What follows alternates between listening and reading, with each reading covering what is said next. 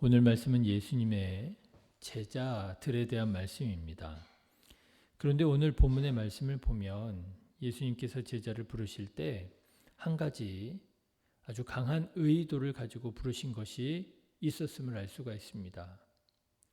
그 의도는 예수님의 제자의 수가 12명이어야 한다라고 하는 의도입니다. 여러분 오늘 본문의 말씀을 보십시오. 예수님께서 제자를 12명을 부르셨다는 사실을 여러 번 반복하는 것을 보게 됩니다. 1절에 보시면 예수께서 그의 12제자를 부르사 그랬습니다. 2절에 보십시오. 12사도의 이름은 이러하니 그랬습니다. 그리고 5절도 보십시오. 예수께서 이 12를 내보내시며 명하여 이르시되 그랬습니다. 예수님의 제자가 12명이라고 하는 사실을 아주 힘주어서 강조하는 것이지요. 예수님께서는 왜 굳이 제자를 12명으로 부르셨던 것일까요? 어떻게 부르시다 보니 그저 12명이 된 것일까요? 아닙니다. 예수님께서는 12명을 제자로 부르시도록 원하셨다라고 하는 것이죠. 왜요? 예수님의 12제자라고 하는 이 숫자는 이스라엘의 12지파를 의미하기 때문입니다. 다시 말해서 이렇게 말씀드릴 수 있을 거예요. 예수님께서는 제자 12명을 부르시면서 이스라엘의 전 지파를 제자로 부르시고, 다시 말하자면 모든 이스라엘 사람들을 구원하기 원하시는 그 뜻과 의지를 보여주신 것이라 이렇게 말씀드릴 수 있겠습니다. 우리나라식으로 말하자면 어떻게 말해야 될까요? 우리나라 조선 팔도 이렇게 부르지 않았습니까? 그러면 제자를 8명으로 뽑으시는 거죠. 왜요? 우리나라 모든 팔도의 사람들을 다시 말하자면 모든 한국 사람들을 다 구원하시기 원하시는 그 뜻을 그 숫자에 담은 것이다. 이렇게 말씀드릴 수 있겠습니다. 그렇습니다, 여러분. 하나님의 사랑에 제외가 없습니다. 하나님의 구원에 열애가 없습니다. 하나님은 모든 사람을 구원하기 원하십니다. 그런 의미에서 보자면 오늘 나도 열애가 될 수 없습니다. 나 한 사람쯤이야. 나 한 사람은 빠져도 되겠지. 하나님께서 나 같은 사람도 보실까? 아니라고 하는 거예요. 하나님께서는 우리 모두가 은혜 받고 우리 모두가 주의 사랑과 주의 은혜로 구원받기를 원하신다 하는 것이죠. 사랑하는 신의교회 성도 여러분, 우리가 12 제자의 숫자에 속해 있음을 기억하시고 예수님께서는 우리 모두가 구원받기 원한다는 사실을 기억하시고 정말 믿음으로 주님께서 원하시는 삶에 도전하면서 살아가는 저와 여러분 되시기를 주님의 이름으로 축원합니다. 자, 그런데 여러분 이렇게 부르신 12명 제자들의 명단이 나오는데요. 이 명단을 보니까 제자들에 대한 아주 간략한 소개가 덧붙여져 있는 것을 보게 됩니다. 우리가 흔히 베드로라고 알고 있는 제자의 본래 이름은 시몬이라고 하는 것을 알 수 있지요. 베드로라고 하는 시몬 이렇게 나오잖아요. 그런가 하면 안드레는 베드로의 형제임을 알 수가 있습니다. 그리고 야고보라고 하는 이름을 가진 제자가 2명이나 있어요. 그런데 그 중에 한 야고보는 구분을 짓기 위해서 알페오의 아들 야고보다 이렇게 불렀고요.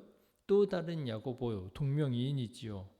야고보는 세베대의 아들 야고보가 있었다 하는 것을 알 수가 있습니다. 그리고 세베대의 아들 야고보에게는 또 형제가 제자였는데 그 형제의 이름은 요한이다 하는 것을 알 수가 있지요. 그리고 또 누가 있습니까? 마태라고 하는 사람이 있습니다. 그런데 이 마태는 전직 세리였다는 것이고요. 그리고 시몬도 둘이었어요. 베드로라고 불렸던 시몬이 있었고 가나나인이라고 불렸던 시몬이 또 있었습니다. 그런데 이 가나나인이라고 하는 말의 뜻이 뭐냐?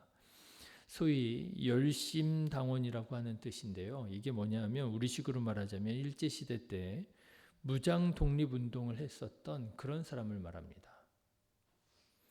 예, 그런 시몬이 또 있었어요. 그리고 예수님을 팔았던 가롯 출신의 유다라고 하는 제자도 있었다 하는 것입니다.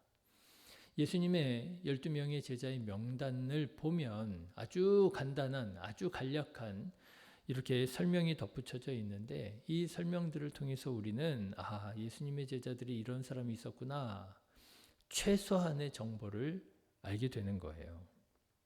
자, 그런데 여러분 어떻습니까? 저는 이 예수님의 제자들에 대한 최소한의 소개를 들을 때면 시몬이라고 하는 사람처럼 반석이라고 하는 신앙적으로 아주 멋들어진 별명을 가진 제자도 있었고, 그렇죠. 너는 베드로라, 내가 이 반석 위에 내 교회를 세우리라. 얼마나 멋진 신앙적인 그런 이름입니까?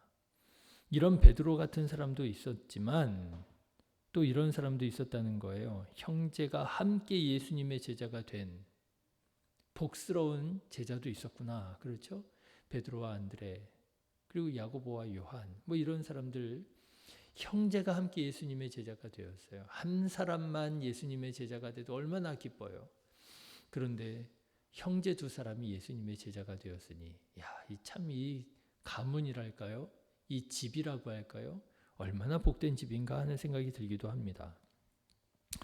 그런데 또 예수님의 제자의 명단을 보면 동명이인이었기 때문에 불가피하게 구분하기 위해서 아버지의 이름까지 소개된 그런 제자도 있었구나 알 수 있지요. 그리고 이 정도가 아닙니다. 불가피한 상황이 아닌데도 굳이 이런 것을 소개해야 할까 싶은 제자들도 보게 됩니다.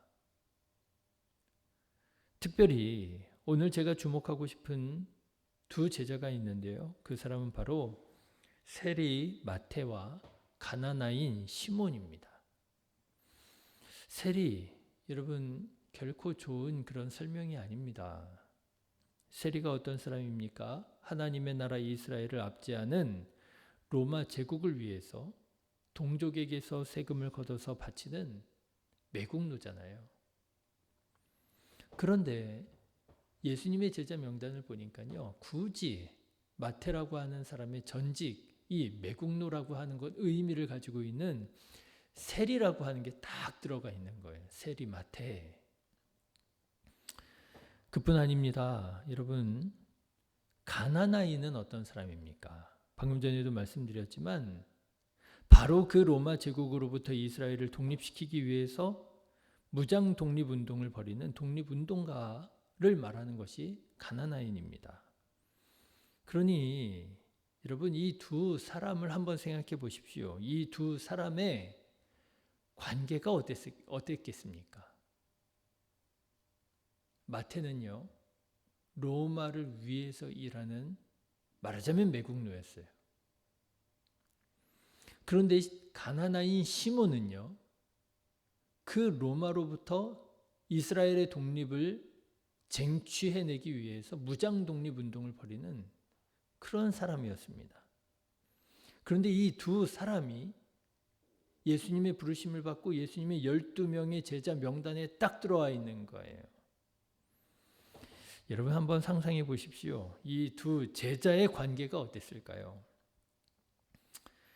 인간적으로 보면 완전히 상극 아니겠습니까? 원수 아니겠어요? 세리 마태는 가나나인 시몬을 어떤 마음으로 보았겠습니까? 저 무식한 사람 이렇게 생각할 수도 있지 않았겠습니까? 폭력적인 사람, 현실을 모르는 사람. 반면에 가나나인 시몬의 눈에는 세리 마태가 어떻게 보였겠습니까? 저런 매국노, 하나님의 나라를 알지 못하는 사람, 외국의 앞잡이, 동족의 세금을 걷어들이는 저 흡혈귀 같은 놈, 이렇게 생각할 수도 있지 않았겠습니까? 완전히 상극이고요. 완전히 원수입니다. 서로 만나기가 껄끄럽고 피할 수 없는 자리에 함께 있게 되면 서먹하고 행여라도 예민한 상황, 여러분 남자들은 주로 만나면 정치 얘기하잖아요. 말하자면 예수님의 제자들이 함께 어디에 가다가 불쑥 정치 얘기라도 하게 되면 여러분 얼마나 껄끄러웠겠습니까? 정치적인 의견이 완전히 다른 거예요. 우리나라도 요즘에 우파냐 좌파냐 뭐 이거 가지고 온 나라가 그냥 양극단으로 분열되어 있잖아요.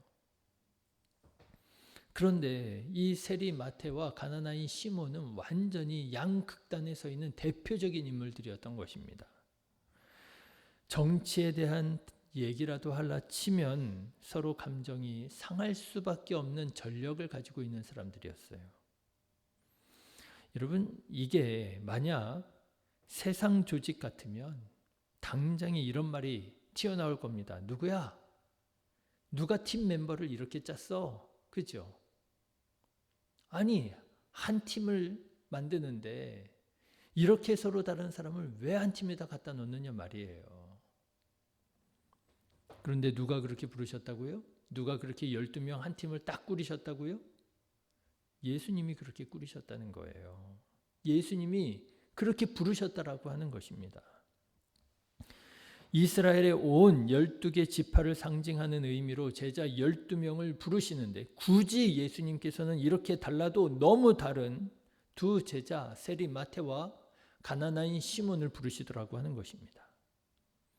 이런 거 보면 예수님이 참 사람 볼 줄 모르시는 것 같아요. 이런 거 보면 예수님께서 이 관계에 대해서 조직에 대해서 잘 모르시는 것 같아요. 이렇게 팀을 짜놓으면 일을 어떻게 해? 그렇지 않습니까? 한 가지 일을 하려면 좀 마음도 맞고 코드도 맞고 좀 비슷비슷하고 그리고 갈등 여지도 없고 좀 그래야지. 어떻게 이렇게 갈등의 여지가 어떤 깊은 갈등이 있는 사람들을 한 곳에 불러 모으셔가지고 말이죠. 예수님이 조직도 모르시고 사람도 볼 줄 모르시고 어떻게 팀을 이렇게 부르시고 짜시는지 말이죠. 그런데 여러분, 이것이 바로 예수님의 뜻이고 이것이 바로 예수님께서 제자들을 부르신 공동체의 의미입니다. 여러분, 성경을 보면은요, 예수님께서는 결코 한 부류의 사람들만 가지고 일하시지 않으시더라는 거예요. 예수님께서는 괜찮은 사람들만 가지고 일하시지 않더라는 것입니다. 마음에 쏙 드는 사람들만 구원하시기 원하시는 분이 아니시더라고 하는 것입니다. 예수님은요, 부족한 사람, 전력이 있는 사람, 문제가 있는 사람들까지도 구원하기 원하시고요. 예수님은 서로 마음이 맞는 찰떡궁합들만 가지고 일하시기보다 서로 마음이 맞지 않는 사람, 달라도 너무 다른 사람들과 함께 일하기 원하시더라고 하는 것 아니겠습니까? 왜 그렇습니까? 그렇게 서로 다른 사람들과 합력하여 선을 이루어가는 공동체가 바로 하나님의 나라이기 때문에 그런 거예요. 나와 달라도 너무 다른 사람, 그 사람과 이해하고 그 사람과 합력하고 그 사람과 함께 하나님의 나라 이루어가는 것, 그것이 신앙의 의미이고 가치인 것입니다.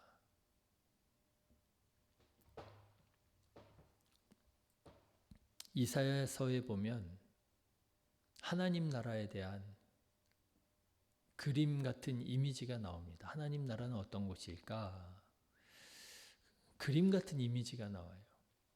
그런데 이렇게 나옵니다. 이사야서 11장에 보면, 여러분 한번 이 말씀을 들으시면서 잘 아시는 말씀일 텐데 이 말씀을 들으시면서 한번 마음속으로 그림을 그려보십시오. 그때 이리가 어린 양과 함께 살며 표범이 어린 염소와 함께 누우며 송아지와 어린 사자와 살찐 짐승이 함께 있어 어린 아이에게 끌리며 암소와 곰이 함께 먹으며 그것들의 새끼가 함께 엎드리며 사자가 소처럼 풀을 먹을 것이며 젖먹는 아이가 독사의 구멍에서 장난하며 젖된 어린아이가 독사의 굴에 손을 넣을 것이라. 내 거룩한 산 모든 곳에서 해됨도 없고 상함도 없을 것이니 이는 물이 바다를 덮음같이 여호와를 아는 지식이 세상에 충만할 것임이니라. 여러분 그려지십니까? 여러분 어떻게 그림을 그려보셨습니까? 서로 같이 있을 수 없는 두 존재가 같이 있는 곳이잖아요. 하나님의 나라가. 그렇지 않습니까? 이리와 어린 양이 함께 있는 곳이래요. 하나님의 나라가. 이 세상은 어떻습니까? 이리와 어린 양이 함께 있을 수 없잖아요. 누군가는 잡아먹히는 거잖아요. 죽을 수밖에 없잖아요. 그런데 하나님의 나라는요. 이리와 어린 양이 함께 있고요. 표범이 어린 염소와 함께 눕고요. 송아지와 어린 사자와 살찐 짐승이 함께 있는 곳이래요. 달라도 너무 다릅니다. 원수입니다. 같이 살 수가 없는 존재입니다. 불구대천입니다. 네가 죽든지 내가 죽든지 한 사람은 반드시 죽어야 될 관계입니다. 그런데 하나님의 나라는 그런 곳이 아니래요. 하나님의 나라는 그런 두 사람이, 두 존재가 함께 합력하고 선을 이루는 곳이 하나님의 나라라고 하는 거예요. 여러분, 여기에 치유가 있는 것 아니겠습니까? 나랑 코드가 맞는 사람들, 나랑 출신 배경이 비슷한 사람들끼리, 나랑 통하는 사람들끼리, 내 마음에 맞는 사람들끼리만 있다면 거기에 무슨 치유가 있고 무슨 감동이 있겠습니까? 하나님의 나라는 그런 곳이 아닙니다. 원수 관계가 함께 있게 되어지고 합력하여 선을 이루는 바로 그곳이 하나님의 나라고요. 그래서 거기에는 치유가 있는 것이고 그래서 거기에 감동이 있는 것이지요. 여러분 혹시 나와 달라도 너무 다른 사람 때문에 참 힘들다, 마음 상하고 힘들어하고 계시는 분은 있습니까? 그렇잖아요. 어딜 가나 어느 공동체에나 이런 사람 꼭 있잖아요. 나랑 너무 다른 사람. 교회도 마찬가지입니다. 어느 속회에 가나 세리마태 같은 사람이 꼭 있어요. 어느 교회에 가나 가나나인 시몬 같은 사람이 꼭 있어요. 나랑 안 맞는 사람이 있어요. 그렇게 나와 다른 사람이 이상하지요? 왜 꼭 어딜 가나 있는지 모르겠어요. 그런데 그게 아니라고 하는 것입니다. 예수님의 12제자 명단에 세리마태와 가나나인 시몬이 함께 들어가 있는 것을 딱 보니까요. 이게 우연이 아니었구나 하는 것을 알 수가 있습니다. 목사님이 속회원 잘못 짠 게 아니더라는 거죠. 내가 우연히 이런 교회 온 게 아니더라고 하는 거죠. 하나님께서 일부러 그렇게 부르셨다라고 하는 거죠. 나와 다른 사람과 함께하는, 나와 다른 사람과 연합하는 기회를 주신 것이더라고 하는 거죠. 그와 더불어 그와 함께 사랑하며 예수 그리스도의 사랑을 품으며 예수 그리스도의 사랑을 깨닫고 그와 함께 그 원수 같은 사람과 함께 화해하고 합력하여 선을 이루며 하나님의 나라를 누리라고, 그런 치유와 그런 감동을 경험하라고 하나님께서 일부러 부르셨더라고 하는 것이지요. 여러분 바라기는 우리 신의교회 성도님들은 세리마태와 함께 가나나인 시몬을 부르신 예수님의 마음과 뜻을 헤아리시고 세리마태가 가나나인 시몬을 끌어안고 가나나인 시몬이 세리마태를 용납하는 이런 치유와 이런 연합의 역사가 저와 여러분의 삶 속에서도 우리 교회 안에서도 풍성하게 일어나는 정말 감동이 있고 은혜가 넘치는 교회에 함께 이루어가게 되시기를 주님의 이름으로 축원합니다. 기도하겠습니다.